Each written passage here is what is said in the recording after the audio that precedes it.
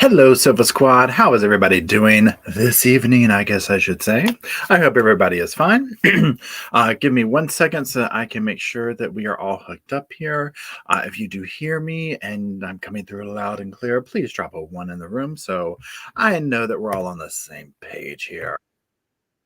Let me just mute this page. Ooh, good Lord Almighty. Oh, we're good there. And let me scooch up here. So, hello, this is the podcast channel. If you are joining, make sure you're subscribed to it. If you join from the main channel because you're viewing this on a different channel. And that's it. Over here we go live. We do that kind of stuff in the main channel. We do more, edited videos, that type of thing. So, today, as you saw on the thumbnail, we are going to be going over the Letitia Stout, day one jury selection. Pardon me. Hey, everybody. And what we're going to do for it is I'm going to go over I'm just going to read some tweets from like reporters and stuff that were there. I did figure out how to get into the webinar. I read the court order. Anyone can do it. I want to be very careful about when it does go to stream and stuff like that, like how to go about that. Because I don't want to put something up there that shouldn't be up there, right? Because they do have a couple of rules and guidelines with it. So that being said, we're going to be very careful with that. Oh, Dylan Brown's killer was just arrested. Oh my God. So much stuff has happened today, y'all. I mean, I cannot. So we're definitely gonna have to do like several things, but we'll probably have to do this at the end since I kind of like advertised this. You know what I mean? Like we're doing the jury once. I don't want people to, I don't want to do no false advertising up in here is what I'm trying to get at, okay?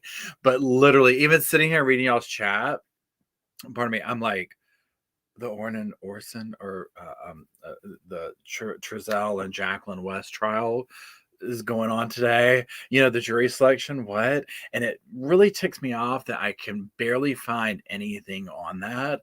But that's a whole other conversation. Hey, Emily, everybody give a warm sofa welcome to Emily, our wonderful moderator, who we all love so dearly.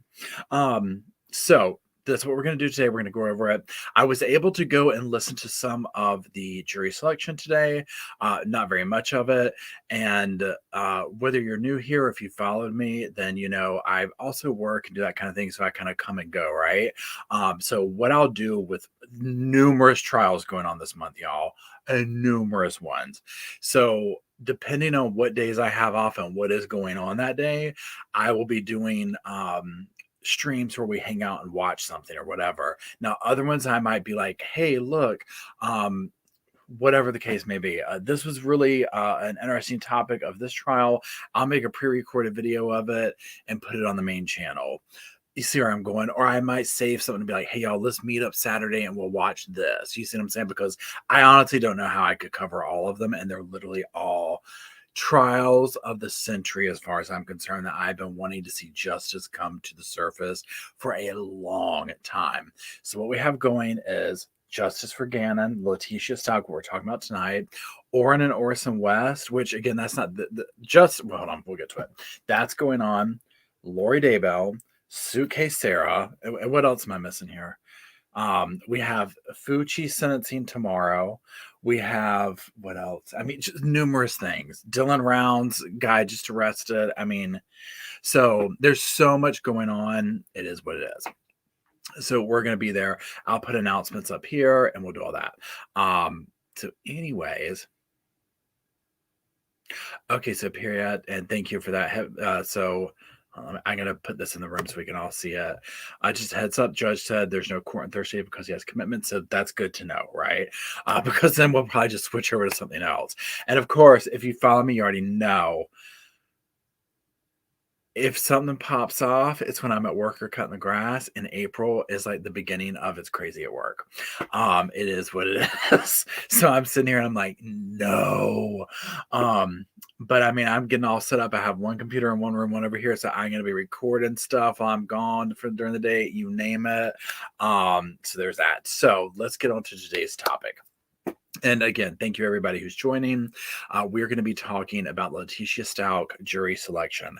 Now, one thing I wanted to do, because I know maybe a lot of people either follow me from other cases or they're not familiar with it in that. So first of all, 100% y'all, big time trigger warning on this. Okay. This deals with a young child, Gannon Stout. Already goosebumps already just saying his name. It's that bad. Okay. It's that bad. So, what we're going to do is, I mean, obviously, we're going to go through the jury selection, but I'm going to basically what I'm getting at, I'm not going to be putting salacious details up here. Okay. Because it's absolutely horrifying and traumatizing. They're going to come out in the trial. And so, if you do watch the trial, know that this is not for the faint of heart. Okay. Again, hardcore goosebumps. It's horrifying what this monster did. Not only to him, okay, it just kept going. So what I want to do before we get into it is I want to go over, and I'm talking a 2-minute timeline here. And again, it is going to be a watered down version of it with no like this happened in this, but like a boom, boom, boom. So we're all on the same page. And then we'll go over the tweets and stuff. Okay, so pardon me. And again, this is the 2-minute version. There's probably other and I have videos from years ago at this point, I guess, of the breakdown of this and stuff like that. If you go way back or whatever, but this is just the quick 2-minute version. I'm sure a bunch of channels have put out recent stuff on it. And going into this, anyways. So he is, Sheriff County. Hold on. El Paso County Sheriff's Office dispatch receives a call of a runaway child. Gannon Stouch entered into the state and national databases as active runaway. So this is what happened at first, right? Last seen between 3 and 4 p.m. on the 27th. Nothing found on initial search. January 28th, 2020, 12:29 p.m. The case is turned over to EPSO investigators. They go do interviews, collect surveillance, follow up on additional leads. We move into January 29th. 2020. Then to January, the investigation continues. In January 30th, 2020, the case is upgraded from a runaway to an endangered missing child. This is when like the FBI crimes abduction rapid deployment team gets involved, so on and so forth. January 31st, 2020, Letitia Stout speaks exclusively to 11 News reporter Spencer Wilson. Now let's pause there for a second. I could not find the video like where something that probably wouldn't strike the channel if I showed it again type situation. Pretty much any doubts that people had were gone when she did this interview. Okay. It was a wrap. Okay. It was bizarre. And it was the first inclination into, like what? Now, Spencer Wilson did a tweet out today and he was like, look, would love to be able to cover this case. But guess what? I've been subpoenaed for obvious reasons. Now, if you go Google it, Letitia Stout interview on YouTube, you'll find other channels and stuff like that might have the footage and put it up, but I just don't want to play their stuff because they might strike it or whatever. So yes, Rosie says, and hey Rosie, how are you doing? With her back to the channel or to the channel, to the camera. Yeah, Rosie, that one. You know what I'm talking about, girl. And it just got worse from there. I mean, that's where the beginning of your blood boiling because you're like, what? Anyways, let's continue. February 3rd, 2020, a neighbor came forward with home surveillance video showing a driver and a passenger getting into a truck the day Gannon went missing, and only one person returns hours later. February 5th, a 4th Judicial District Attorney Dan May is first seen at the Stouch home. February 13th, search for Gannon moves into Douglas County. February 21st, Douglas County search suspended. Sheriff's office says there remains the potential for search efforts to start up at any time. March 2nd, Letitia Stout is arrested in Myrtle Beach, South Carolina. This is where, obviously things have not gone well, right? March 4th, Letitia reportedly attacked a deputy who was held and was held in a Kansas City jail, according to a source. This is when they're transporting her back. March 5th, she arrives in Colorado Springs for a video advisement hearing. March 11th, she is formally charged in Gannon's death. March 20th, they announced that they believe they found Gannon's remains in Florida and found new charges against Letitia. April 2nd, arrest papers and murder case leaked on social media. And this was, the leak of all leaks, y'all. It was like your mouth was on the damn floor. Audible gasp.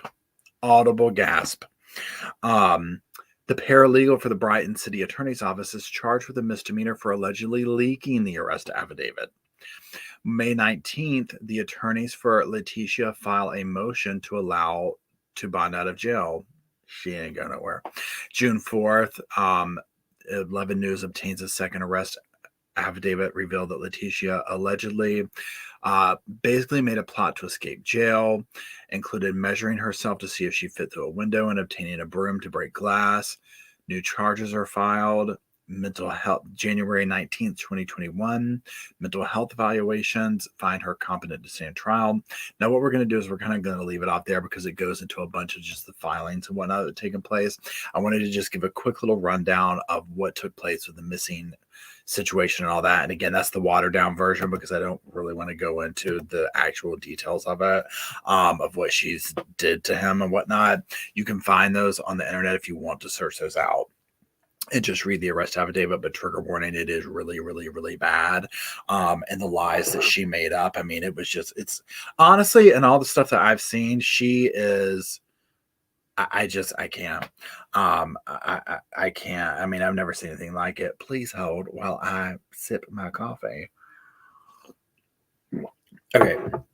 Now here's what we're gonna do. And I'm reading that whole thing to y'all. And I meant to share the screen so you could see the damn thing while I was reading it. I'm sorry. So we're going to now share the screen so you can see the tweets. And then where do we go from here? We're going to share. We're going to present. That's what it is. And she's pulled so many stunts talking peanut butter. It's just been, I'm going to represent myself. I'm going to do this. If you can pull a stunt, she has pulled the stunt. And I know she's going to keep doing them. I know she's going to keep doing them with his poor parents and family in that courtroom. Let me make sure y'all can see what I'm looking at. Please hold. Okay, so here we are. Okay, now let me get back over to it.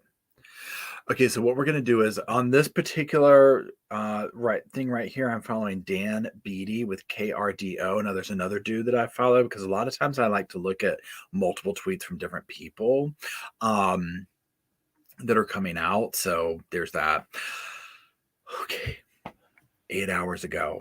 In less than 20 minutes, jury selection for the Letitia Stalk murder trial is set to get underway. The El Paso County woman is accused of killing her 11-month-old. Wait, that he means year-old. He was not 11 months old. Stepson Gannon Stalk. I will be inside the courtroom as the selection process commences.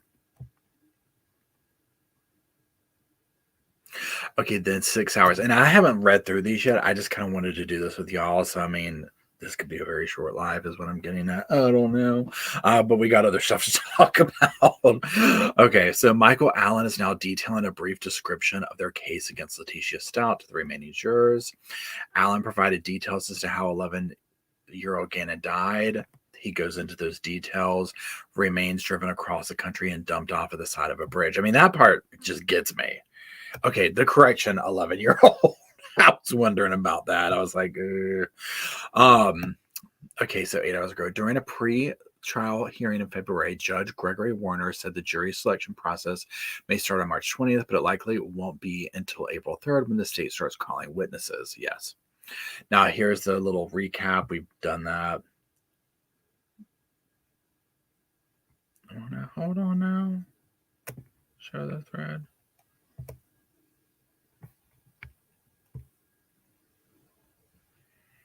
But that can't be. There was so much more I followed on this. Let's see here. Please hold, y'all.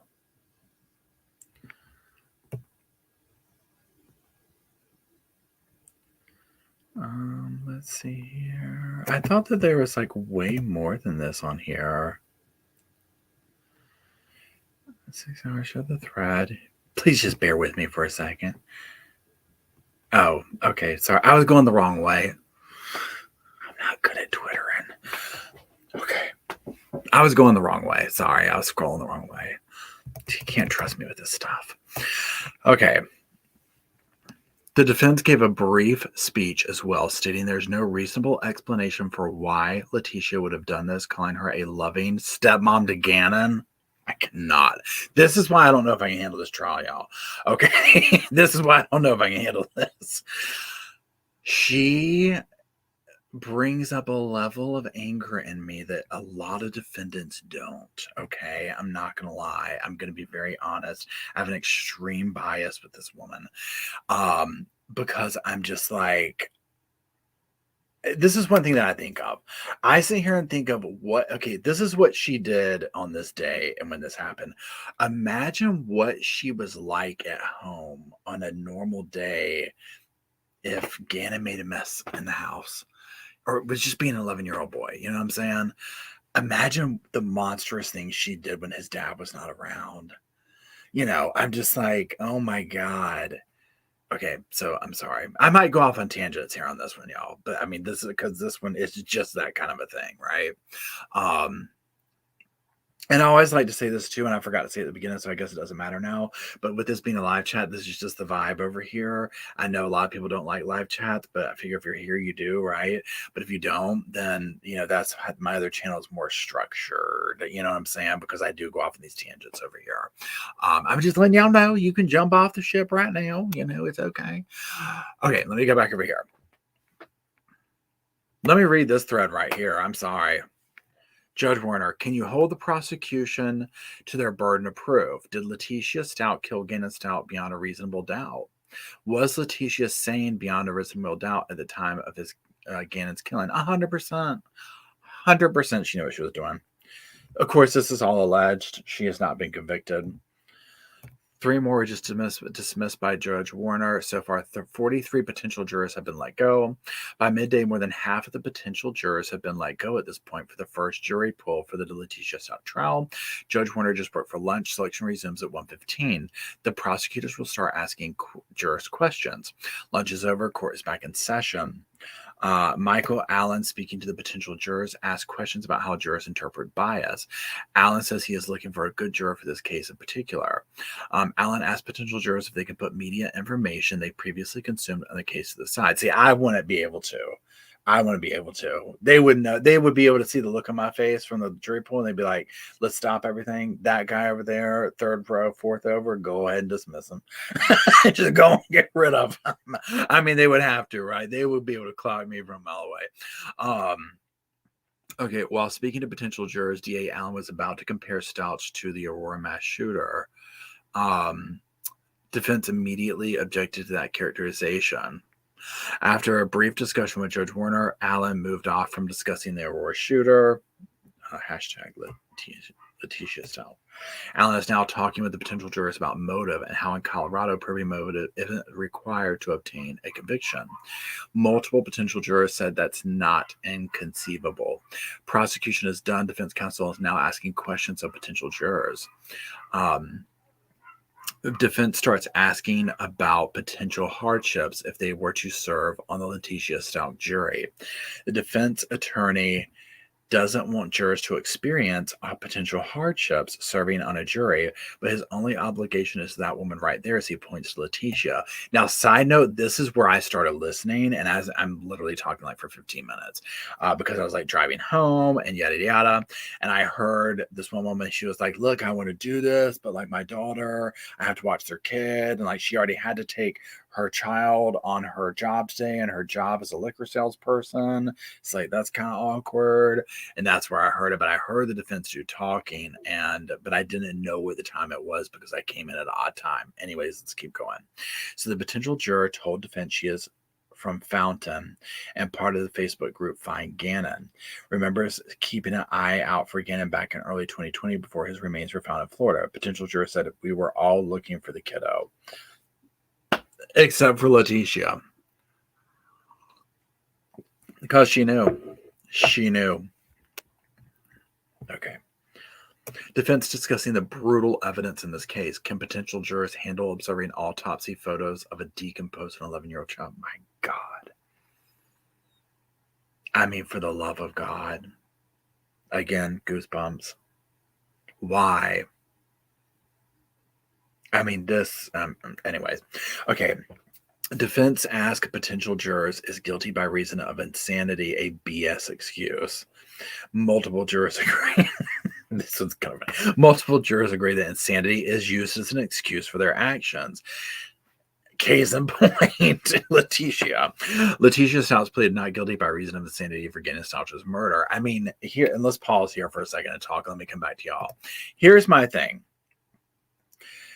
There is nothing that she can say. The evidence in this, even if you have not watched this, y'all, the evidence on this case is so overwhelming. It's why she had to come up with, fake people in the neighborhood, peanut butter sandwiches talking to her, crazy stuff, okay?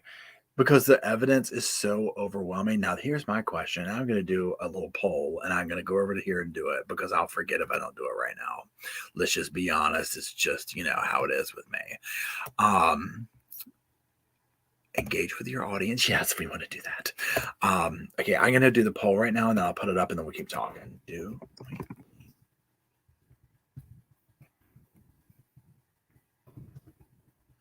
I don't want to say what I think because I want to see.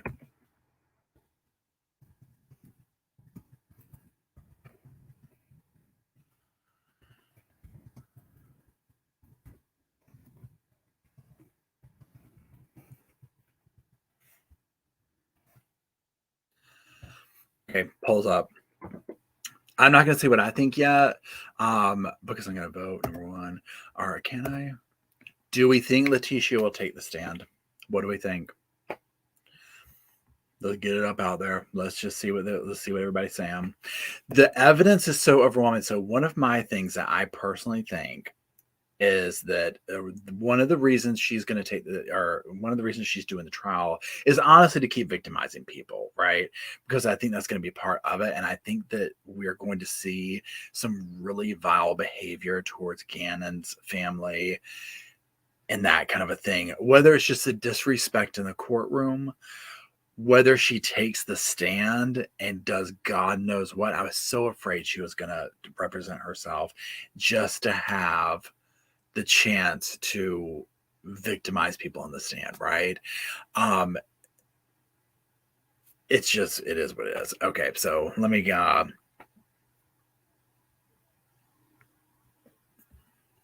and yeah, Mel brings up a good point here. And hold on one second. I'm just going to put that up, Mel. She pleaded not guilty by reason of insanity. She's not denying she didn't kill Gannon. She's saying she killed him but was insane at the time of his murder, which brings up a whole new level of stuff, right? Because, I mean, there you go. So it's like now you're asking the jury a whole different question, right? We just lived through Darrell Brooks' trial and the heinousness of that, right? This is about the vibe I think is going to happen with this. Okay, I'm going to go back to reading the tweets. Pardon me. Let me just scroll down here. 20 potential jurors are asked to stay by Judge Gregory Warner. 12 more were dismissed. Judge Warner order to 20 potential jurors. Can tell family they may be in the jury for Letitia. Can ask for family for help in avoiding news about the case. Do not discuss the case details with anyone and do not listen to anyone's opinion on the case. I mean, my God, can you imagine for 8 weeks? I'd like, go on, sequester my ass. I'm not gonna lie. Go on and put me up in a hotel because it's just not how. I'm trying to imagine coming home and literally, I mean, it would be a different world for me, right? I mean, they wouldn't let me anywhere near there. I'd just be like, I have a YouTube channel. They would be like, no. And then, like I said, I would just be like, there's no way I would just absolutely just, send her to the chair. They would never let me on there. But I mean, how? I mean, it would be so difficult. Anyways, judge says they are hoping to reach a group of 110 potential jurors before the next step in the selection process. The plan is they come together on April 3rd to pick the final 18, 12 jurors and 6 alternates. It is possible they will not have projected jurors by April 3rd. Okay. Okay. Now is it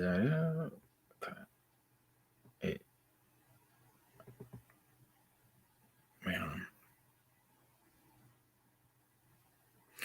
Okay, so in less than 20. Okay, wait, let's go back up here. I don't know if I read all these right here. This is where Twitter confuses me. Okay, I get very confused with because I'm like, where did these tweets come from right here? These right here. I thought we already read these. Like, I don't understand this. Oh, because I clicked that. I've got to get better about this stuff, y'all. But this is why I'm not on Twitter that much. Like I come to read stuff like this, right?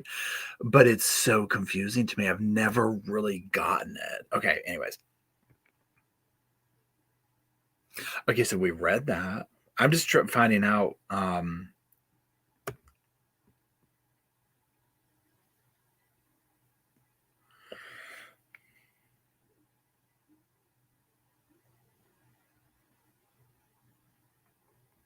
okay, so we're just going to keep going up here. Several said they knew people on the witness list. One juror said they knew an investigator on a personal level. Another knows a forensic nurse at a Memorial Central. A third previously worked with one of the detective's wives. Wow. Judge Warner is providing the remaining jurors a list of potential witnesses that could be called during the trial, asking if they know anyone on the list. See, I didn't even think about that, right? 39 potential jurors were dismissed by the judge. In total, 40 jurors have now been dismissed. Reasons for potential bias, past news media coverage of the case. I mean, my God, right? But it's been so many years. There could very well be people that are like, I've heard of it, but not hardcore. You know what I'm saying? But whatever. Strong opinions when it comes to crimes against children. Now that one's going to be tough. I mean, family member is in prison for child abuse. Okay. Judge asked jury pool if they could set aside bias. Most said they could. Not all. I mean, y'all, it would be hard. Okay. Some cases I feel like you could do. This is one of those cases. I truly do not think I could. I don't think I could. It's that vile. I have like a physical reaction to it. Okay. Do they have bias towards Letitia or the prosecution? Several potential jurors raised their hand. Mine would have gone up first. It would have gone up loud and proud. Judge Warner asked about reasons of disqualification related to her no hands. Can you imagine if you were the one person? I would have been like, I am so embarrassed. Seriously, right? Legal relationships with the defendant, no hands. Lawsuit with the defendant, no hands. A witness in the case, no hands. Financial interest in the case, no hands. Okay. One of the potential jurors was immediately dismissed by Judge Warner to a gale of laughter from the fellow potential jurors when he revealed that he works with the district attorney and lead prosecutor, Michael Allen. He already was like, I got my ticket out of here. I'm on the payroll. Prior to the first potential jury members walking into the courtroom, Letitia Stout was smiling as she was speaking with one of her defense attorneys. Since it came in, Stout has been looking away from all of the potential jurors, covering her face with her hair. That seems on brand. Work schedule, school, planned vacations, and dependents are the most common reasons why potential jury members say they would experience undue or extreme hardship if they had to serve as a jury member. When Judge Warner asked potential jury members if a trial of that length would cause undue or extreme hardship, more than half raise their hands. Which, it does. Now I'm going to revert back to y'all here for a second and just see what's going on. Her education, online school, her degrees, let's go well. And hello to everybody who's just joining. I hope you all are doing well.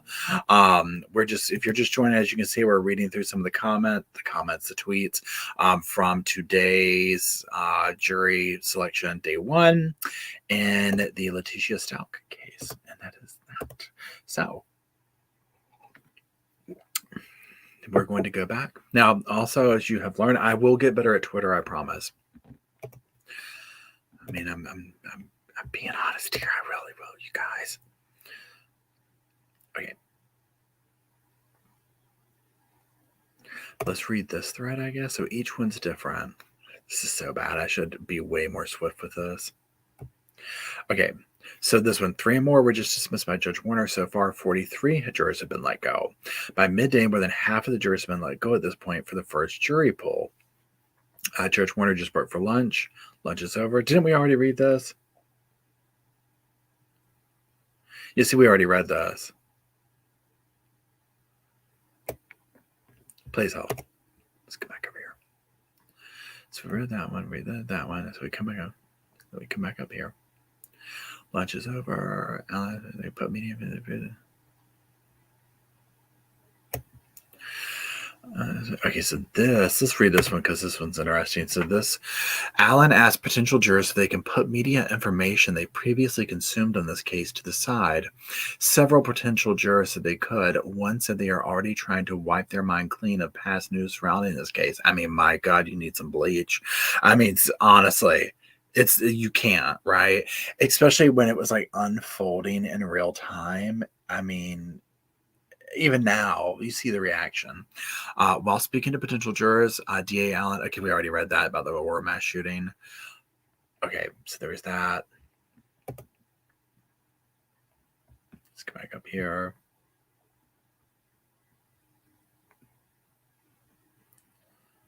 Okay, with that, prosecution. Read that. Hardships, yep, we did that. We've read that one. Yep, read that one.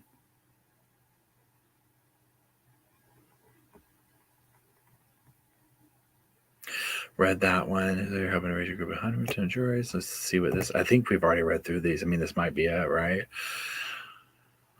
Okay, so this is the final one for today, I guess. Judge says they are hoping to reach a group of 110 potential jurors before the next step in the selection process. The plan is they come back together on April 3rd to pick the final 18, 12 jurors, and 6 alternates. It is possible they will not have projected jurors by April 3rd. Okay. So there's that one. Now let's go back over here for a minute and just kind of talk. And while I do this one over here, I'm just going to kind of read back through your comments real quick. And the online degree thing she did. Hey, Minnie, how's it going? Hey, Ophelia. Hey, Agnes.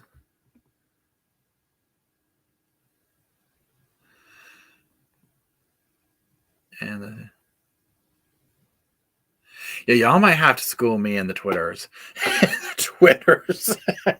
I mean, but because it's very confusing to me to keep track of how everything unfolds with the things and whatnot.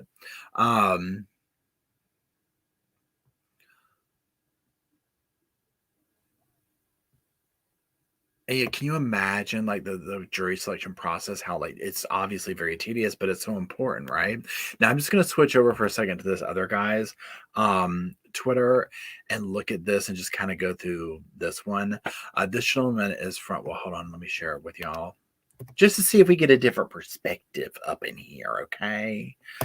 Please hold.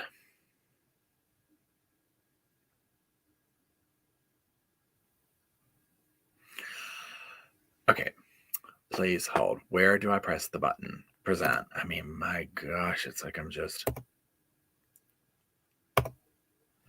We're going to Zach. I like the name Zach. You don't hear it that often, right? Not anymore for whatever reason. But another thing that's interesting? You don't hear the name Paul very often anymore. You really don't. Now, to me, Paul is a boring name because it's my name, right?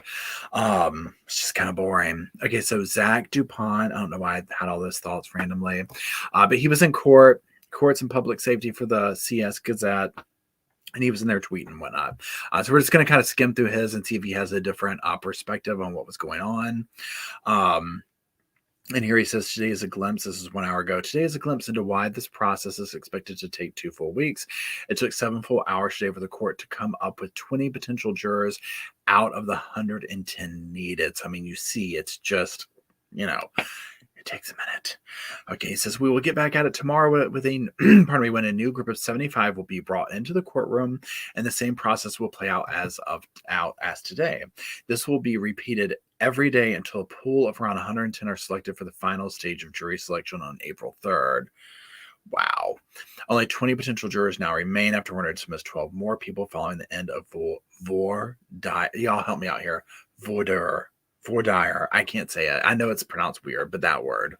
Okay, the remaining 20 potential jurors will return on April 3rd for the end of jury selection. At the end of that word, he got a handful of potential jurors to admit that they find the plea of not guilty by reason of insanity as not a legitimate defense in general. I think it's for cowards, one woman remarked. Clearly, the number one concern for Tellini at this moment is grilling pretty much every potential juror, and if they could truly presume someone is innocent when the allegations against Stalk are as horrific as they are. A few people admitted it would be hard or difficult. You got to appreciate their honesty. I mean, my God, I would be like, for God's sakes, look at her. She's covering her face with hair, or face with her hair over there, talking about damn peanut butter sandwiches, talking to her. I mean, come on. I mean, I'm trying to be, not biased here, but give me something to work with. You know what I mean? I mean, this is just plain disrespectful at this point. Oh, thank you, Medikey Neckbeard. I appreciate that. Thank you for your sticker and your support. Thank you. Voir dire. Thank you, Nicola. Voir. I cannot say it, y'all. Voir dire. We'll get it. All right, here we go. Let's keep going. Okay, so the importance of perceived bias is being brought up again by Tellini, but this time under the light of presumptions of innocence. You have to come in here presuming that she's innocent. And again, I get that and I can respect that, and that is the court system, and I agree. And on this specific case, I just, I personally just have a strong bias on it. On the defenses, voir dire. I'm getting there. Josh Tellini is spending the first chunk of his time pressing potential jurors on hardships they have and if they could truly be here for a full 6 to 8 weeks without any issues. I mean, and this is the tricky part, right? This is the very tricky part. It's a very specific person that can do this. Specifically in the topic of motive, which Alan has been talking about for nearly 10 minutes now, many potential jurors are split on if motive would be an issue or not in providing a guilty verdict. And I can understand that in a lot of things. So, for example, like looking at the case we just followed, the Murdoch case, to me, no matter what was going on, motive was something that I was very intrigued by. This is like, again, for any kind of thing like this, you want to know why somebody would do these monstrous acts, right? There's always that why question. But this is so over the top, heinous, and bizarre, and the evidence is so overwhelming. It's almost, I mean, I guess there is a question of why, but it's almost like you're beyond a motive because it's so obvious, if that makes sense.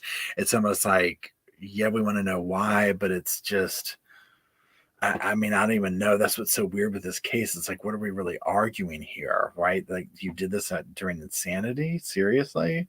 We're going to do this. Okay.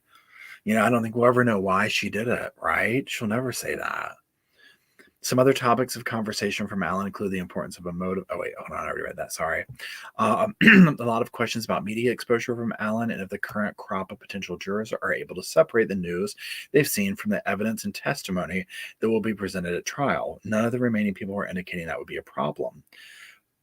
Voir dire will give a bit of insight into what each set of attorneys are looking for and optimal juror for this trial. Now I'm just reading in reverse right here, a timeline. We are back for the second half of the trial. For jury trial, the next 1.5 hours should be taken up by, they keep saying that word. My God, it's like drop 10 cents in a bucket every time you use it. For voir dire, it's like they want to use it because they know I can't say it. Where the prosecution and defense each get 45 minutes to ask the remaining potential jurors questions. We are starting off with the prosecution. Also, a small note, I've heard a few times now today that Stalk's trial may be 8 week longs and not 6, as Michael Allen had indicated previously. 3 more jurors have been dismissed. Sorry, I believe we have 32 jurors left, about to break for lunch. 3 more people were just dismissed, 34 left of the 75 called. Today I'm covering the jury trial. Defense attorney Josh Delaney is saying that there will be no evidence presented to show why she did this and that she was in a psychotic state in the weeks leading up to his death. Stock pleaded not guilty by reason of insanity. I mean, give me a break. Okay. Okay. So there we are. I'm coming back to y'all. All righty. Well, what do we think about that, everybody? Oh, wait, did we see the results? Let me come over here real quick. Let me come to see our little poll results.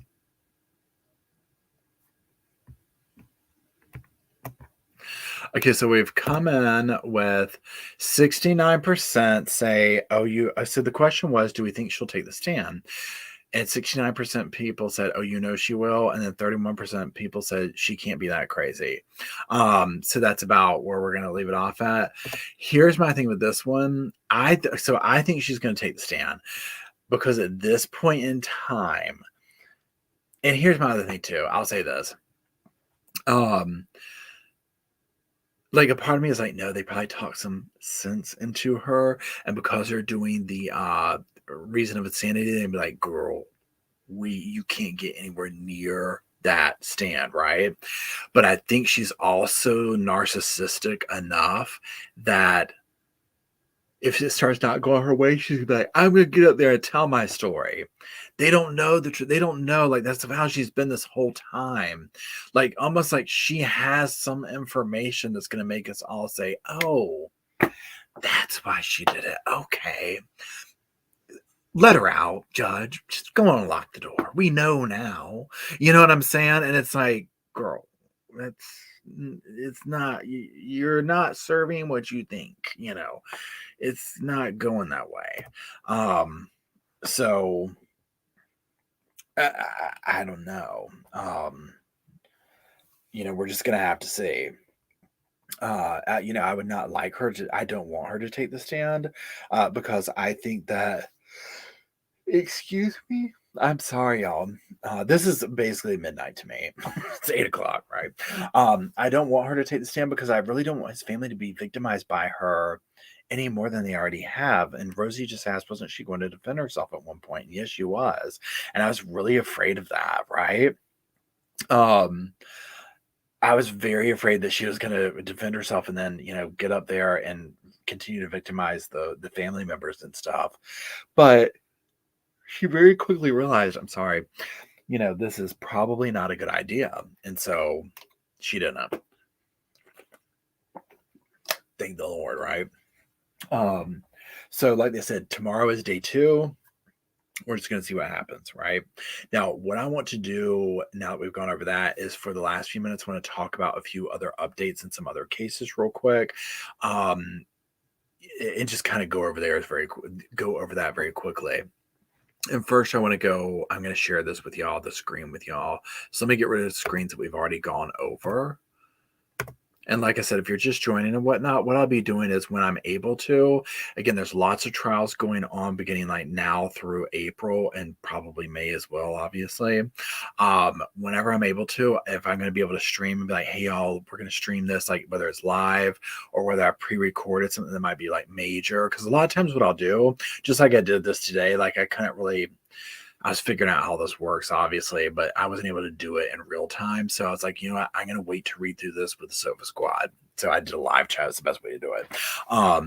Stuff like that. So I might be like, I really want to watch the openings, but I can't do it live. So let's watch them together, or I'll make a pre-recorded video. I don't know. But what we're going to do real quick is I'm going to come over here because we're going to go read some things.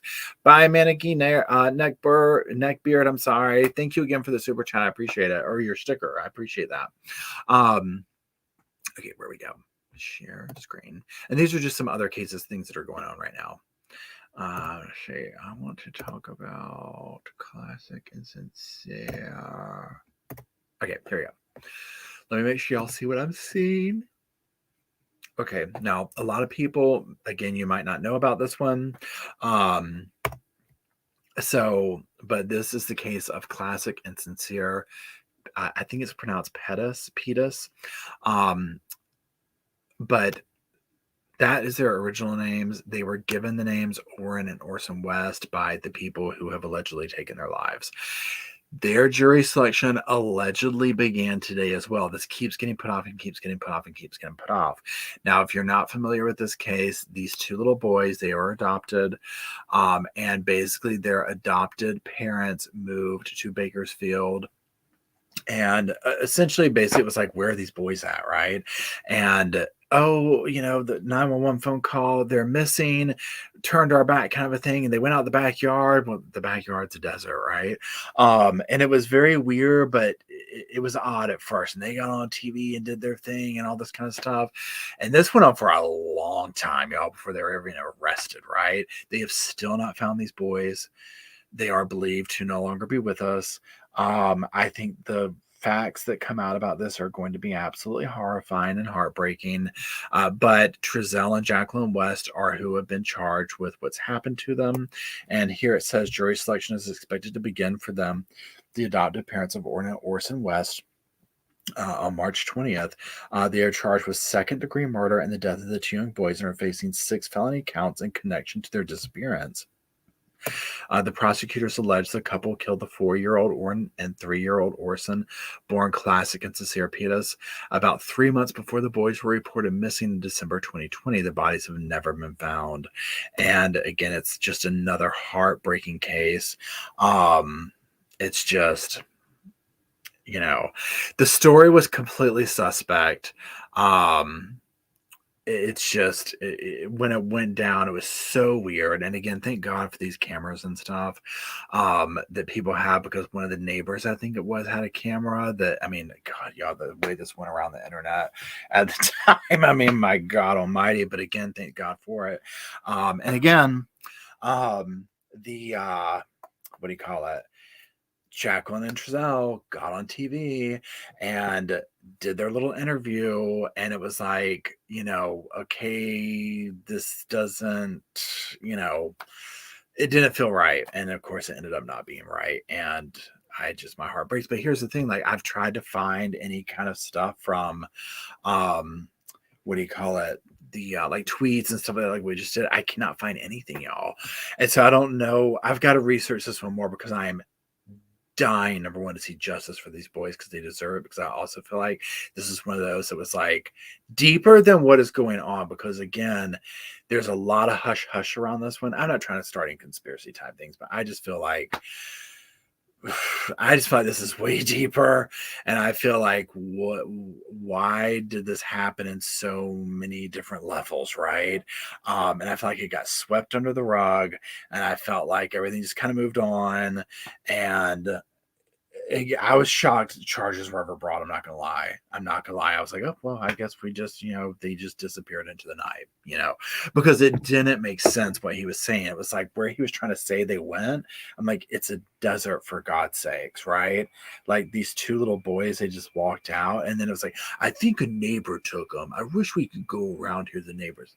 It makes me sick to my damn stomach. It just makes me sick to my stomach. So anyways, so there's that update. Now let's stop sharing that one. And where was the other thing here? Okay, hold on. I'm just getting rid of the screens that I've already shared with y'all, so it doesn't confuse me, because God knows it doesn't take much these days. This one is another heartbreaking one. This is going to be happening tomorrow, I believe. Let me share the screen with y'all. I'm just kind of going over some quick little, things here before we call it an evening.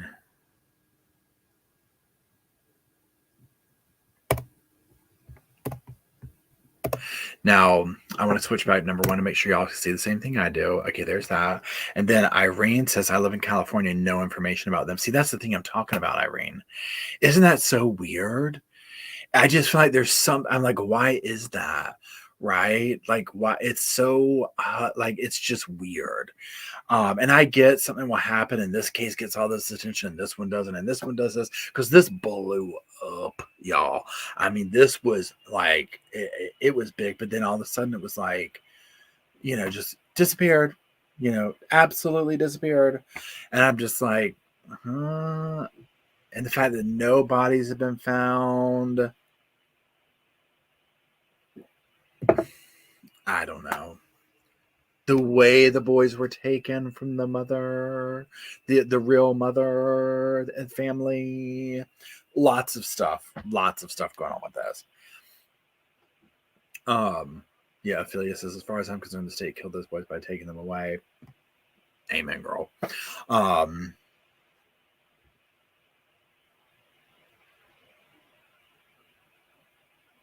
Sounds good, Emily. We'll see you back in a second. Okay. I'm going to go over to the screen real quick so I can kind of walk y'all through it. Now, tomorrow, the Aiden Fucci is getting sentenced. This is another, again, absolutely senseless, just completely senseless. So Bailey's family did release a statement today and some pictures and whatnot. And this comes on the heels of the sentencing tomorrow of Aiden Fucci. Now, remember, he went and they had like a little precedence thing or a guilty plea or whatever.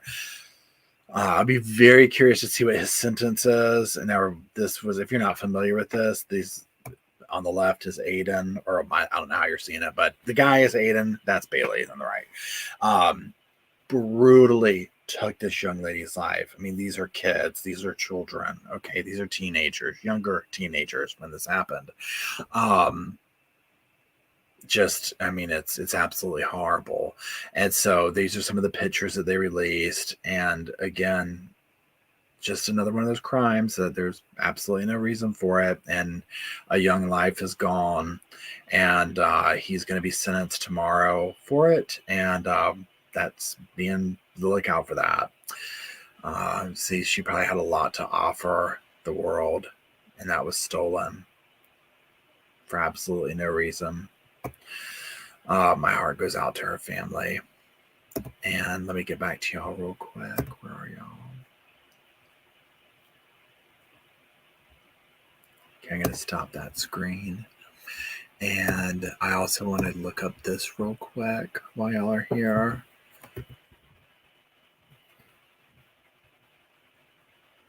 Please hold. Let me find it. Shibidoo.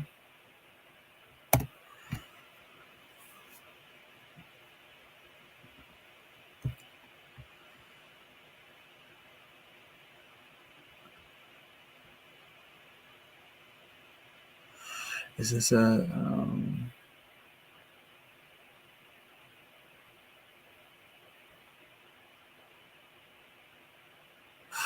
Okay, so here it is. Let me share it with y'all. Where'd y'all go? Here you are. Okay, so present, and then share screen, and then share screen, and then... And let me make sure y'all see the same thing that I'm seeing. There you are. Okay, so this is another one. Lots of unanswered questions. Pardon me. Suspect in Shanquella Robinson's death named in letter. And then this is like another local story about the Charlotte airports. So this is another heartbreaking case that, and I'm not going to go into the full, there's like a whole big thing that was released, and I'm still reading through it because it gives more details.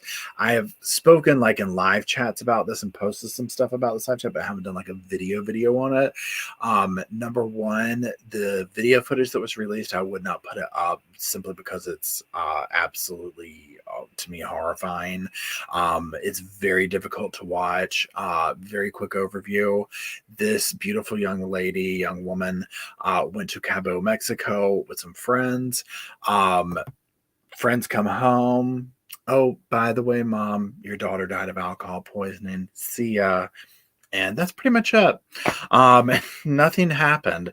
And then it turns out that no, that's not what happened. She died of a broken neck. Well, then video footage is released of this girl, this woman beating the living what out of Shanquella. And it's like, I mean, again, goosebumps. I mean, it's like, what? And so, but there's been no justice for her. So This is what this is. There is a suspect that has been named. Now, the family did a press conference basically trying to get Biden to be like, hey, look, can you help us? Like, hello. Let me just read it real quick. A 26-year-old woman from North Carolina is wanted by police in Cabo, Mexico, according to lawyers who are imploring U.S. officials to act on a pending extradition request. The police are investigating the killing of Shanquella Robinson at a recent press conference and in a letter dated March 13th to President Joe Biden and diplomatic leaders. Attorneys Ben Crump and Sue Ann Robinson said Dejania, and I'm probably saying that wrong, Jackson is wanted by Mexican authorities. A copy of the letter was shared with the Charlotte Observer today by a representative of the law firm. Robinson from Charlotte died October 29th under suspicious circumstances while on vacation with 6 acquaintances. She was 25 years old. And then let me go down here. Again, that just goes back into other stuff. Hold on. So, pardon me. So here's the thing. This big, I don't know what you call it, statement or whatever from, and the name is slipping me, but what is like the person that tends to you on a vacation like that, like the concierge. The concierge, like his statement or whatever, like what's going on, and it gives this whole perspective of the vibe, and he's basically saying like something was up with her, like the vibe was off. It was almost like she didn't fit in, and I don't think that he was saying that in a way to, I haven't gotten all the way through it, but it was almost like he could tell something was off. My whole thing with the entire situation is this, and again, I have not researched this through and through. I want to say Stephanie Harlow did a big video on this. I could be wrong, but I feel like she did. So, and I'm just saying that because if it's something that piques your interest right now, then go to her channel and check it out because it's going to be a deep dive, right?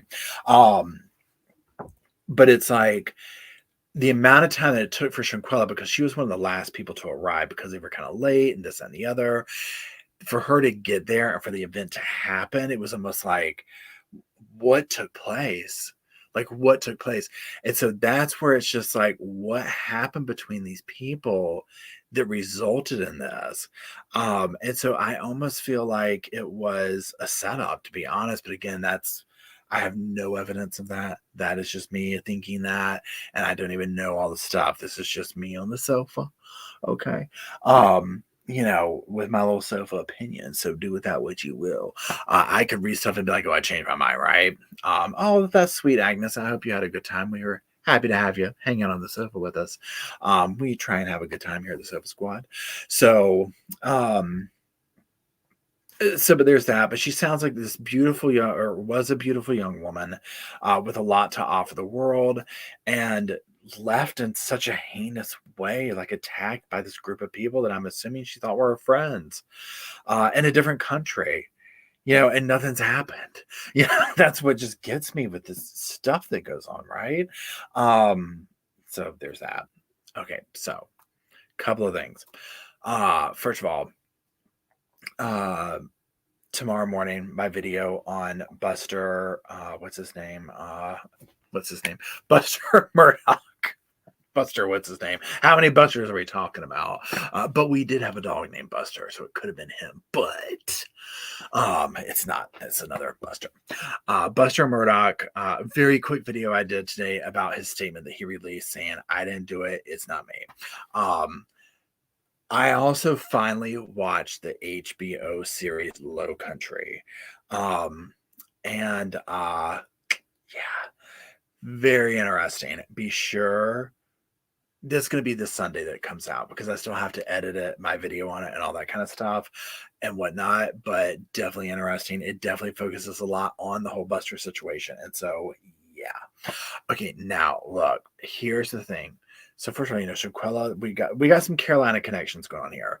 We got Shanquella that happened, and then that whole thing that took place recently of the group that went to Mexico, and 2 of them were killed by the cartel.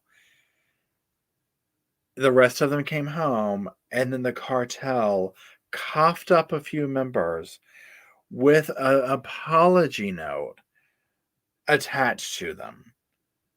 I was like, girl, yeah, no, and no, and no. Um, I mean, I'm sorry that they lost their life. I'm not saying that, right? Hey, Pauline, how's it going? Hey, True Crime with Amanda, how are you? The shooting, if that's, are you talking about what I'm just talking about? The shooting. I'm talking about, hold on, where are you going? I missed it. I'm talking about, they went down to Mexico and yeah, I guess they were shot or something. I feel like they were shot in front of them. Um, She was going to, and you know what? Let me pull it up real quick. We're going off track here, y'all. Hold on now. Good Lord, everybody, just hold on. Um, Mexico cartel.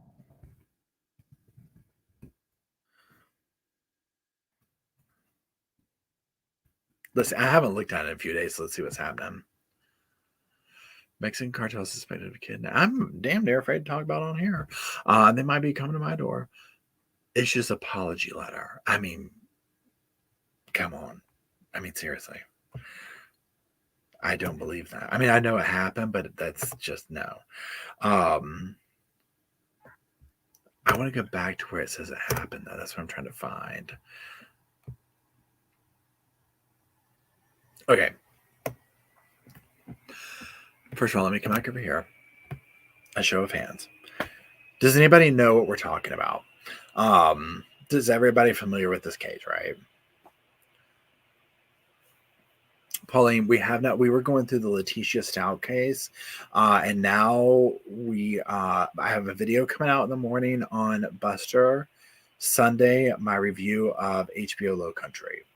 And then whatever else pops off in that. There's some drama about some phone call that was released in that. I mean, I literally just saw something from Law and Crime on that very quickly before I signed on, and I was like, oh my God. And now a judge or an attorney is PO'd, and I mean, just crazy stuff, right? The case doesn't stop going. And I'm like, I'm trying not for this to turn into a Buster. I keep saying Buster for a Murdoch channel, you know what I'm saying? But it just the more I keep going down it, and I guess because it's local, it's fascinating. And there's so much. Well, please hold. Let me just get back to this other thing real quick. I'm in my feelings. Anyways, hey Alpha, how's it going? Okay, so I'm gonna share the screen with you. We're talking about the 4 people who went to Mexico allegedly for a tummy tuck. 2 of them did not make it back. The cartel allegedly kidnapped them and killed 2 of them, and then coughed up members of the cartel with an apology letter like a week later. You know, I don't buy it. I don't think I don't think they were going there for a tummy tuck. That's my personal opinion. Now, regardless of why they went there, it's sad that 2 of them lost their lives, right? No matter what the reasoning. I mean, it's just, this is unfortunate. These are people who have seen their friends murdered in front of them. Probably the scariest thing they'll ever encounter in their life, right? I mean, this is horrible. So this is still not good, is what I'm getting at. Okay, so this is cartel suspected of killing American. Hold on. Cartel suspected of American kidnappings issues alleged apology letter, hands over 5 members. Now you can see this right here. I mean, bodies of 2 Mexico kidnapping victims expected to be returned to the U.S. I mean, there's that. Okay, so let's get down here. Let me get rid of that. Okay. The cartel believed responsible for the armed kidnapping last week that killed 2 American tourists and a Mexican woman in Matamoros, Mexico, issued an apology letter and handed over 5 of their members to local authorities, according to images circulating online, and a version of the letter obtained by CNN from an official familiar with the ongoing investigation. The source told CNN that investigators believe the letter to be authentic. The Gulf Cartel apologizes to the Society of Matamoros, the relatives of Miss Arle and the affected American people and families reads the handwritten letter, referring to a Mexican woman who was also killed in the shootout. That's unfortunate too. Two other American tourists survived the kidnapping. In one of the photos posted online, five men can be seen lying face down and restrained on the pavement with their shirts pulled up over their faces. Uniformed authorities are seen standing over them. The Gulf Cartel Scorpion Group strongly condemns the events of last Friday, the letter continues, referring to a division of the cartel. For this reason, we decided to hand over those directly involved and responsible for the acts who at all times acted under their own determination and indiscipline and against the rules in which the Gulf Cartel always operates. CNN cannot confirm the authenticity of the photos and has asked the Mexican and U.S. authorities for comment. It is common for Mexican cartels, especially in the northeast of the country, to release messages to the authorities or rival groups in the aftermath of high-profile incidents, according to Guadalupe Correcabera, a professor at George Mason University who studies the cartels. The officials who confirmed the apparent legitimacy of the letter said Mexican and U.S. law enforcement officials investigating the kidnapping strongly doubt the sincerity of the group's apology, but they suspect the apology was issued after the attack brought considerable public attention and scrutiny onto the actions of the cartel. The development comes after a local leader of the Gulf Cartel, one of her past kidnappings, was arrested by Mexican authorities in Reynosa, according to a U.S. official briefed on the apprehension. Any connections to last week's armed kidnapping of four Americans was unclear, but as CNN has reported, the official believes the members of the Gulf Cartel attacked the Americans in Matamoros in a case of mistaken identity. The local cartel leader, Ernesto Sanchez Rivera, is known to have ties to Jalisco New Generation Cartel, the source added. CNN reached out to local prosecutor for more information on the apprehension, but has not yet received a response. Meanwhile, the bodies of two Americans killed in the kidnapping are expected to be returned to the U.S. on Thursday. The remains of Shaid Woodard and Zindell Brown will likely be transported to a funeral home in Brownsville, Texas. The repatriation would come 2 days after the bodies were discovered alongside their two surviving friends in a house around the Mexican city of Matamoros. The autopsy were completed Wednesday morning in Mexico. An official from Tamaulipas prosecutor's office told CNN the Mexican authorities have not released causes of death. Second autopsies will be performed in the U.S. Let's see. They were part of a group of four friends from South Carolina who had driven Friday into Matamoros, so one of them, Lativia Washington McGee, could undergo a medical procedure. Two family members told CNN, but their trip was violently interrupted when unidentified gunmen fired on their van, then loaded the Americans into a vehicle and drove them away, the FBI said. An innocent Mexican bystander was also killed by a stray bullet, also almost a block and a half from where the Americans were kidnapped. James Woodard, Shaid Woodard's father, said it was difficult to see the video of his son's abduction on television. That was so hard for me to see those videos and see him dragged and thrown on the back of the vehicle, the elder Woodard said on Thursday, which would have been his son's 34th birthday. He was a baby, and for him to be taken from me like that was so hurtful. My family is hurt real bad because he was so lovable. He had the biggest heart. Survivor Eric Williams was shot 3 times in the legs. His wife, Michelle Williams, told CNN. When he and McGee were discovered alive Tuesday, Williams was taken to the hospital in Texas for surgery, she said. Washington McGee was also taken to the hospital, her mother, Barbara Burgess, told CNN, though a Mexican authority said she was uninjured. She watched him die, Burgess said, recounting what Washington McGee told her about the kidnapping. They were driving through and a van came up and hit them, and that's when they started shooting at the car, shooting inside the van. She said the others tried to run and they got shot at the same time. Washington McGee and Brown are cousins who were raised together as closely as siblings.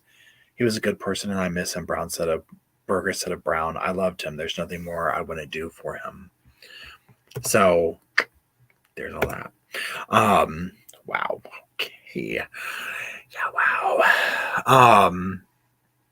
I don't know what to think about that. Here's the thing. So when I went down a rabbit hole in this, y'all, not today, but like when it was going down alongside of it, locals were saying that what they were hearing and being told is that the group had done a holdup or something went down south at a pharmacy.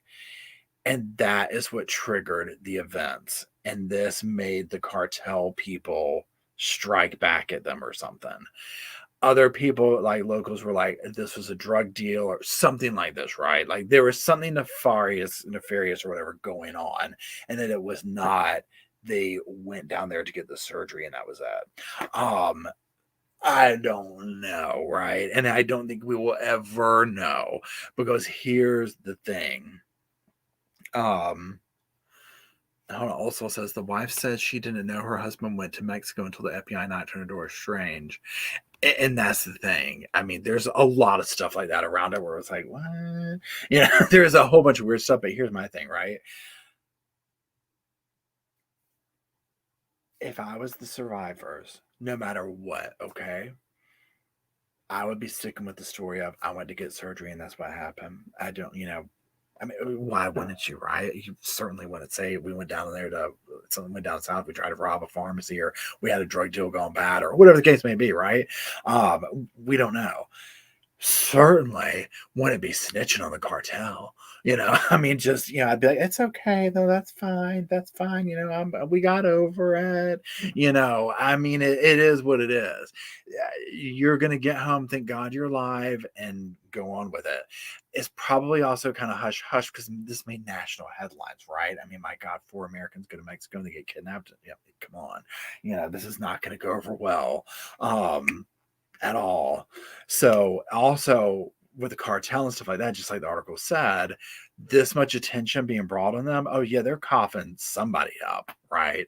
Those guys they probably coughed up were probably like, why are we here? What's going on? I seriously doubt those are the 5 dudes that did this, right? I mean, please.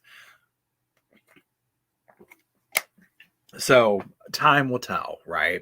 But again, no matter what it was over, no matter what, 2 people lost their lives, 2 people saw their friends killed in front of them.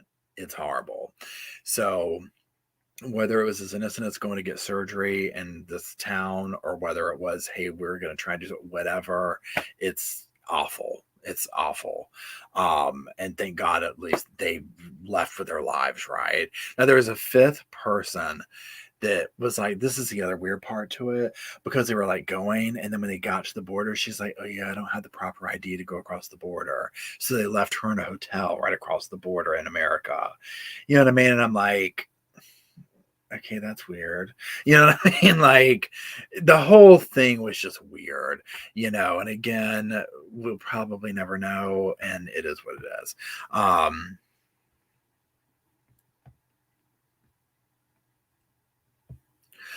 So there is that. Now I'm gonna go ahead and go, because guess what? I have to work tomorrow. I'm working tomorrow. So again, if you're just joined or whatever, thank you everybody for joining. We'll be going over and doing live chats to go over some of the all these different cases going on, right? Look for the video on Buster tomorrow morning. Other stuff coming up this week. Probably are going to do some more live chats this week, because to go over some of these cases and whatnot. That are currently going on, and catch up, kind of like what we did tonight. It's the quickest way to do it or whatever. And then that's it. So thanks for joining. If you're watching on the replay and you're still here, well, I do appreciate it. And everyone give a little shout out to Miss Emily. Thank you for holding the fort down, Emily. I do appreciate it. And that's it. I hope everybody has a wonderful day. I hope you had a wonderful Monday. Drop hearts in the comments for all the victims of these cases that we talk about. I love you, Sofa Squad.